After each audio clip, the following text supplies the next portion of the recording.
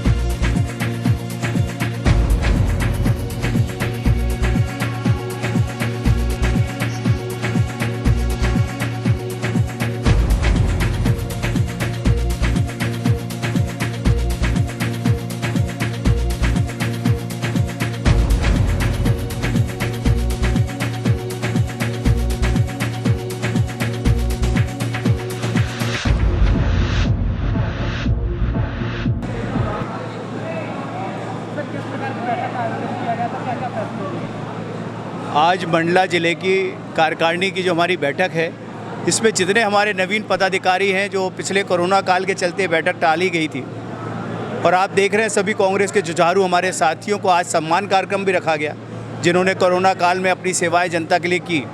और आज जो लोगों को पदाधिकारी बनाया गया है, उनका सम्मान के साथ साथ उनको आने वाले आगामी रूपरेखा के बारे में, जिससे हम भारतीय जनता पार्टी की जो जन विरोधी नीतियाँ हैं, चाहे पेट्रोल, गैस, डीजल जैसे हालात हैं, और जिस तरह से एक आम आदमी के आर्थिक हालात बुरे हुए हैं, हर घर में बेरोज़गारी के हालात हैं, युवा परेशान हैं, और आदिवासियों के साथ जिस ढंग से जाति और अत्याचार हो रहा है, इन सब मुद्दों पे चर्चा हुई है कि मोहल्ले गली तक कांग्रेस पार्टी के पदाधिकारी जिम्मेदारी के साथ संघर्ष के लिए अपनी तैयारी करेंगे। बड़े आंदोलन होंगे मंडला में, और हमारे सभी विधायक साथियों के साथ कंधे से कंधा मिलाए कांग्रेस पार्टी का जो हमारा सिपाही है वो संघर्ष करेगा, लड़ाई करेगा। सर ये देखा जा रहा है कि लगातार महंगाई बढ़ रही है। केवल कांग्रेस ऐसे कार्यक्रम होते हैं तभी भारतीय जनता पार्टी महंगाई करती है, बाकी कोई आंदोलन सामने नहीं दिख रहे हैं। कांग्रेस ने जितने पूरे देश के अंदर अगर आप देखोगे तो सारी विपक्षी पार्टियां को छोड़ दो, सिर्फ एक राहुल गांधी जी ही एक ऐसे लीडर हैं जो पूरे देश के अंदर, चाहे महंगाई से का इशू हो, चाहे कोरोना के अंदर लोगों को किस प्रकार से प्रताड़ित होना पड़ा, सिर्फ कांग्रेस ही एक ऐसी पार्टी है जो समय समय पर हर इश्यूज़ के ऊपर आंदोलन करती है पूरे देश के अंदर। आरक्षण को लेकर भारतीय जनता पार्टी के प्रदेश अध्यक्ष उन्होंने बोला कि कांग्रेस ने कभी आरक्षण को लेकर कभी सवाल उठाया नहीं, जब सत्ता में थे तभी उन्होंने कुछ किया नहीं, अब आगे उछल क्यों रहे हैं। 1993 में जब आरक्षण आया तब आपके भाजपा के प्रदेश अध्यक्ष को ये ज्ञान होना चाहिए कि 1993 में पूर्व कांग्रेस पार्टी के अध्यक्ष, अखिल भारतीय कांग्रेस कमेटी के अध्यक्ष सीताराम केसरी जी कांग्रेस अध्यक्ष जो थे, और उस टाइम समाज कल्याण के मंत्री भी थे, उन्हीं के टाइम पे ये आरक्षण आया था 27%। उनको एक ज्ञान नहीं है तो उसमें हम कुछ नहीं कर सकते। मध्य प्रदेश सरकार फिर कर्जा लेने की तैयारी करे, 2000 करोड़ का कर्जा लेगी। मध्य प्रदेश सरकार कहाँ पैसा, जनता तो त्राही त्राही कर रही है, उस पैसे का अपने किस काम के लिए यूज कर रही है। आप देखोगे मध्य प्रदेश के अंदर बेरोज़गारी चरम सीमा पर है। रोज़ आप देखते होगे कि कितने लोग, बच्चियों के साथ शोषण हो रहा है। अभी पीछे एक गरीब आदमी को ट्रक के साथ घसीट के मार डाला। तो मध्य प्रदेश का जो पुलिस प्रशासन है और सारा प्रशासन है वो पूरी तरह फेल है। इसके लिए कांग्रेस हमेशा आवाज़ उठाती रहती है और समय समय पर हमारे प्रदेश कांग्रेस कमेटी के अध्यक्ष कमलनाथ जी और सभी विधायक मिलकर जनता के साथ खड़े हैं और आने वाले समय के अंदर सरकार के खिलाफ जो भी चीज़ जिस तरह से राजनीति जारी है, भाजपा कहती कि कांग्रेस ने अपने समय रहते कुछ नहीं किया, कोर्ट में कोई दलील पेश नहीं की, कोई काम नहीं किया, जो कुछ है उसने किया। भाजपा के लोग तो आज ये कहने लगे हैं कि देश की आज़ादी भी भाजपा ने दिलाया। अब ये कितना सत्य है ये आप सब लोगों को पता है। 2003 से 2018 तक 15 सालों तक भारतीय जनता पार्टी की सरकार थी। वो बता दें कि कब आरक्षण के विषय में उन्होंने अपना निर्णय लिया, कब उन्होंने उस निर्णय के कदम आगे बढ़ाए।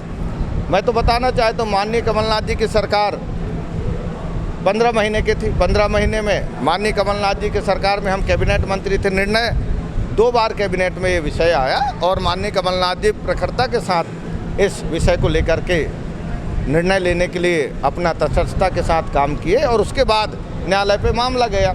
अब ये कहते हैं, मतलब देखिए कितना लोगों को गुमराह करने की काम कर रहे हैं। भारतीय जनता पार्टी के लोगों से कहना है कि भाई माननीय कमलनाथ जी के कैबिनेट, अब मैं शिवराज सिंह जी से मेरा प्रश्न है, भारतीय जनता पार्टी के सभी नेताओं से प्रश्न है कि कब किस दिनांक को कैबिनेट में पास हुआ आरक्षण का प्रस्ताव, ये आप बताइए। शिवराज सिंह जी, आप जब मुख्यमंत्री थे कब आपने पास किया, कौन सा दिनांक को आप पास किए? देखिए, असत्य बात करना, मैं आपको बताना चाहता हूँ, भाजपा के लोगों में अगर दम है तो राजनीति में सत्य बात करें और हम में दम है। नहीं तो हम तो कहते हैं यार, अगर हम असत्य बात करेंगे तो हम राजनीति करना छोड़ देंगे। हम चुनौती देते हैं। भारतीय जनता पार्टी के लोग आज हैं कोई नेता जो इस डेट को बता सके? मैं डेट बताने के लिए तैयार हूँ।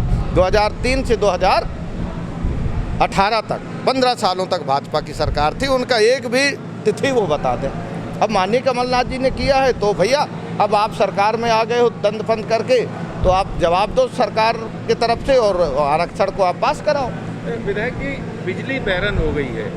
बिजली को लेकर के सत्तारूढ़ दल के नेताओं के अलग अलग तरह के बयान आते हैं। कोई ठोस बात, ठोस कारण बिजली कटौती का नहीं बता पाते। किस तरह से देखते हैं? देखिए, भारतीय जनता पार्टी वर्तमान समय में पूरी तरह से 2 विभागों में बट गया है। एक वाजपेयी के समय का भारतीय जनता पार्टी, अडवाणी के समय का भारतीय जनता पार्टी, और एक आज अमित शाह और मोदी की भारतीय जनता पार्टी। देश में पूंजीवाद के इशारे पे मोदी जी और अमित शाह आए हैं। मेरा खुला आरोप है कि पूंजीवाद के इशारे में आए हैं, इसलिए पूरा काम पूंजीवाद का चल रहा है।